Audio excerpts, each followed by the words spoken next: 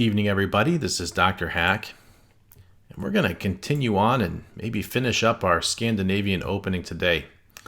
And by finish up, I mean, finish all the stuff that I had kind of planned out from the beginning to do. But if there's something that I've left out, and you guys notice it, feel free to beep it down in the comments, and I'll see if I can circle back and make one more for you guys answering those questions.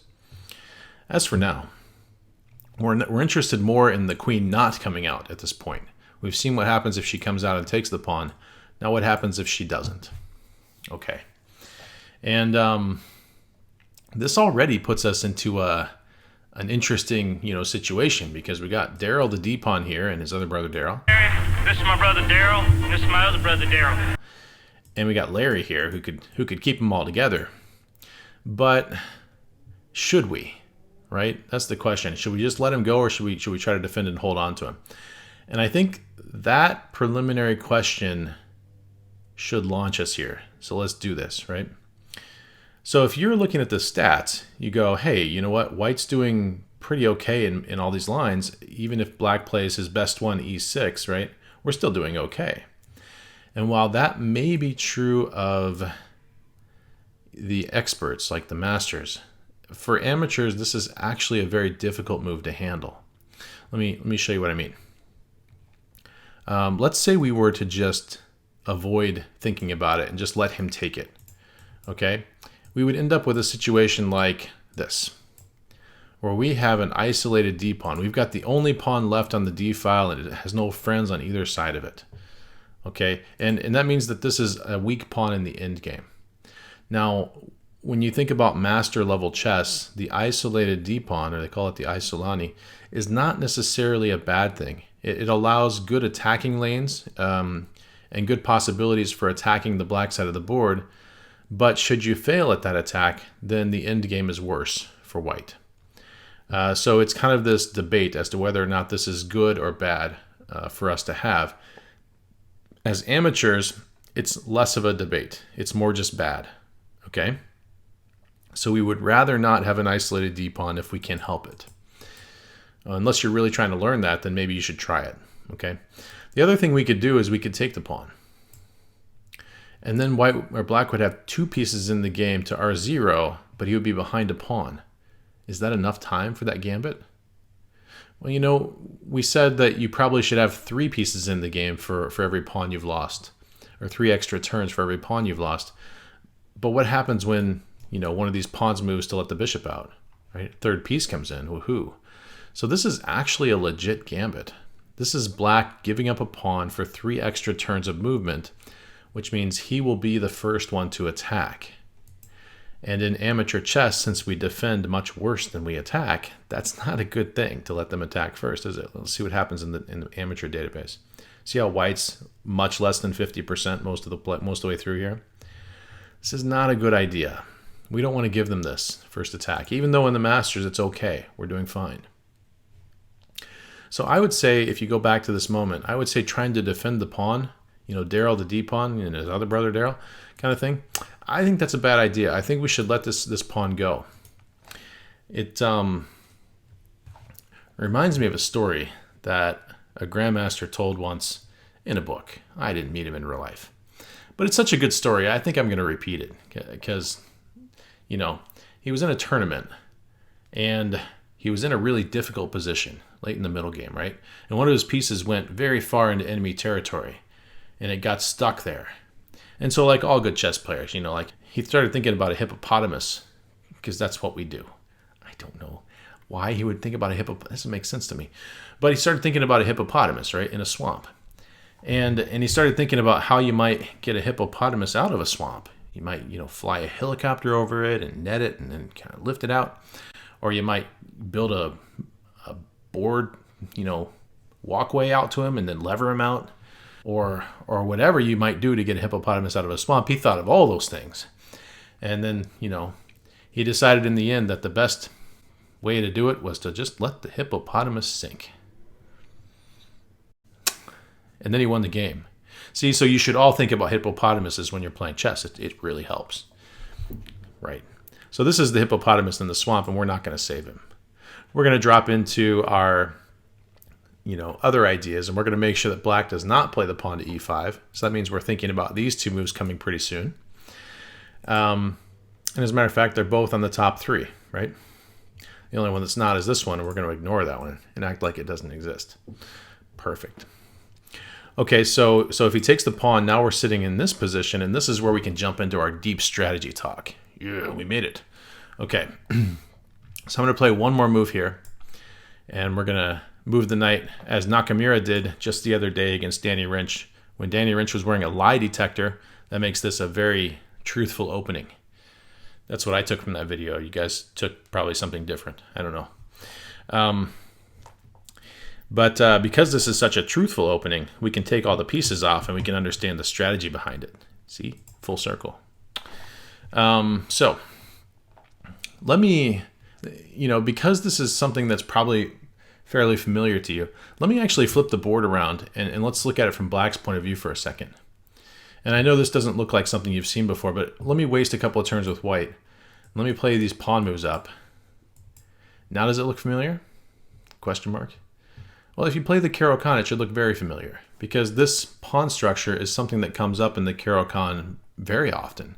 This is actually a main line. The D pawn played up, and it's traded for the E pawn, and then a knight came over and took it, and then later on, white played C4, and we have this. Happens fairly often. And if you remember that particular opening, we've kind of been through this once before. Not exactly like this, but close, right? And we decided that in order for black to solve his space crisis, because he has a crisis here, he's got 3 squares for all of his pieces to use to get out. And especially if there's a bishop back here, they're going to be stepping all over each other trying to use these squares, right? The rook's going through, trying to get through, the knight and the bishop stuck on this square, the queen. Everybody trying to go through the same squares. There's a knight and a bishop and a queen trying to go through that one, right? They're all cramped up. And so in order to alleviate that cramp, in order to make the game playable and palatable for black, they need to play one of these pawn moves. And they need to get rid of Darryl, the D-pawn. And once Darryl is gone, all the pieces should flow out naturally into the game much easier. Should become an easier possibility in game to win. So we know what black's up to, and he's really just got a few ideas that work. Namely this one and this one. And if you're looking at the moves that might enable that, right? You've got a knight coming here, that helps. You've got a bishop that's already aimed at one, but it could move up to here, and that would be aimed at both. Okay? And you've got a queen, right? That starts here.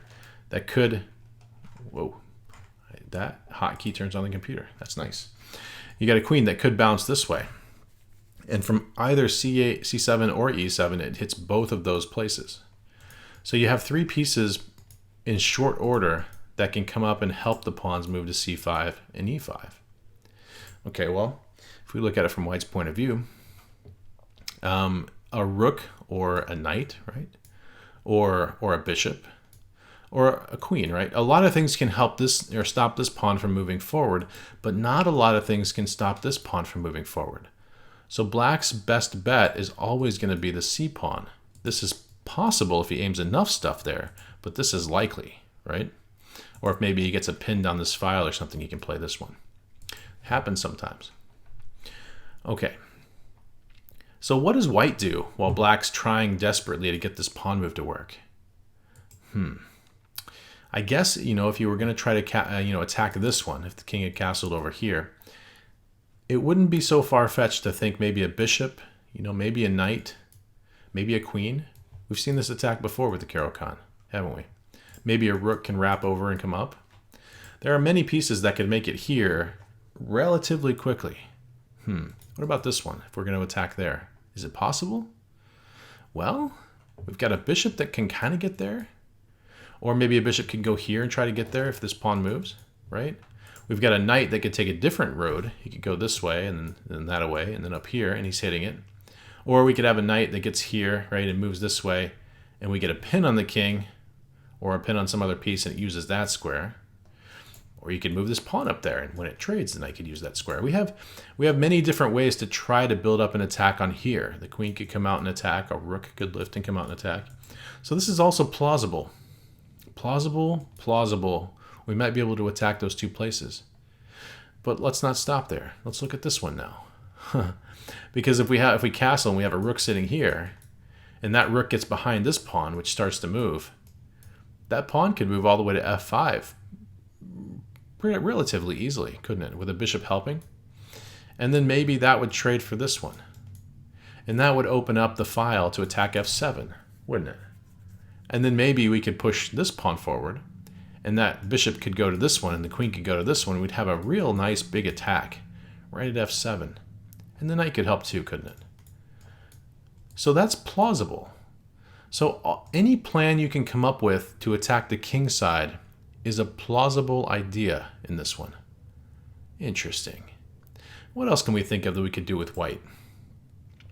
Well, I suppose, if we really wanted to go through the middle, if black was being very passive and he wasn't trying to do this kind of thing, we could put both rooks here. And we could just play d5, right? And bust it all open.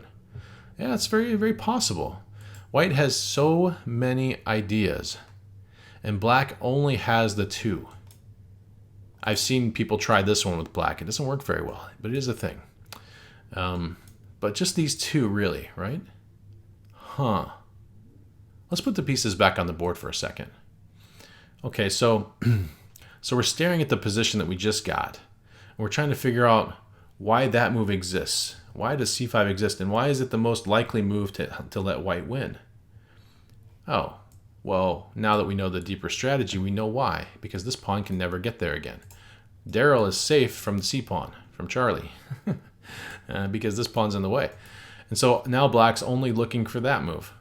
He's only got one idea left. So he's going to aim everything he's got right at e5, and he's going to try to push that thing up the board. We know it's coming. We're aware, right? Okay. So let's say we continue to develop here. And he plays the most common move that amateurs play, which is to pin the knight. Oh, look, c5 is now the number one move. Why would that be? Well, we know the strategy now. Don't have to question that one again. But the other thing that's going on here is, remember the weak spots in the Scandinavian. Remember that they're always here in the corners. There's one there and there's one there. And those weak spots are kind of accentuated now, because this queen could come here and hit one and also hit up there. This bishop could come here and hit there, right? And if we ever capture this, the queen comes out and she's attacking there, which wins a rook. Or when the knight's gone, it wins a rook. So we are really, really having a nice attack here. And we can even get away with right now, I believe, just going queen to b3. Not quite, it looks like. Not quite. So we'll have to develop this guy first. Ooh, that's dirty. If he does nothing now, I believe we could sacrifice here. Nobody would ever do that, right? Anywhere, ever. Because watch. This is hanging. Yikes. The king has the move, and our queen's out taking that thing, and we still got a big attack. Whoa, game over. Game over, dude. Game over. So knowing about this move, right? Knowing that c5 is actually a thing and why it's a thing. And then knowing that you got to somehow slow down and stop this move. Get you on the right page. Get you on the right track to start winning these games. I really hope this helps somebody. And you guys take care now. Bye.